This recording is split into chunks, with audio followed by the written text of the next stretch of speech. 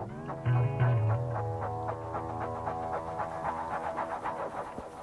Booktube, I'm here today with my March wrap-up. It was better than February, but not as good as I would have liked it to have been. I feel like I spent a lot of time reading, but when I look at what I've read, it doesn't feel like that time equates to the quantity. It feels like I've read less. But it hasn't been a very disappointing month. I DNF'd 2 books. First was Fruit by Brian Francis, just because the writing was too simple, and at that point it just wasn't something I wanted. And The Life and Opinions of Tristram Shandy Gentleman by Laurence Sterne, which I got quite a ways through, but then just got fed up with all the bickering about religion, so it just wasn't the book for me at the time. I will hopefully go back to these 2 at some point, but for the moment they weren't what I wanted.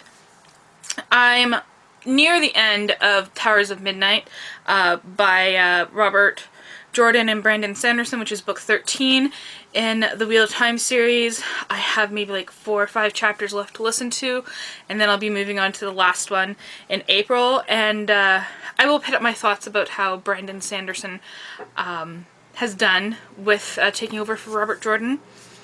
I read 3 graphic novels. I read Fables Volume 1, which was a gift from my brother. And if you don't know, Fables is about fairy tale creatures and fairy tale characters have come into the real world and are dealing with life in the real world and, you know, the things that fairy tale characters have to deal with. I will move on to volumes 2 and 3, even though volume 1 kind of can be read on its own and everything kind of, the mystery gets wrapped up. But it's a well-loved series, and my brother highly recommends it, so I'll be moving on with that. Then I read The Wicked and the Divine, book 1, which is more than just volumes. It has quite a few things in it. The art was awesome, was fascinating. The premise was interesting. The execution didn't really do it for me. It felt more like it was maybe aimed at teenagers, and I didn't feel like there was a lot of development for adults. And then I read Faith, which is a superhero comic, but she's overweight.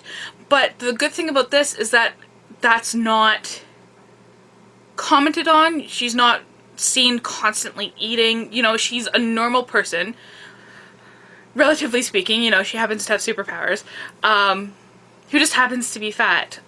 So I really enjoyed that story, and I will be looking forward to more volumes. Okay, the actual books that I finished both get 5 stars. I cannot praise these highly enough. First is Geek Love by Catherine Dunn, which is really messed up. Like, she takes you to the point initially where you think, okay, it can't get any worse than this, and then she just makes it worse and worse and worse and worse, and you're just thinking, like, what are you doing to your characters and what are you doing to your readers? But through the whole time you're really enjoying it because it's just so beautifully written, and she comes up with a lot of very poignant points, as you can see all my takes here. Just wow.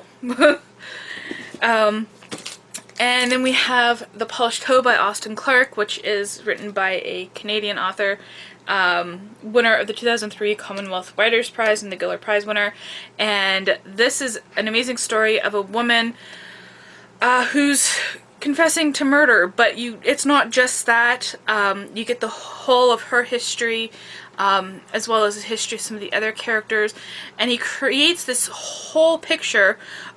This is an example of microcosm done well. Through the 2-3 characters that we actually get to spend internal thoughts with, he builds this whole world that reflects the larger world of Barbados, and the world at this time. It is so fascinating and so very well written.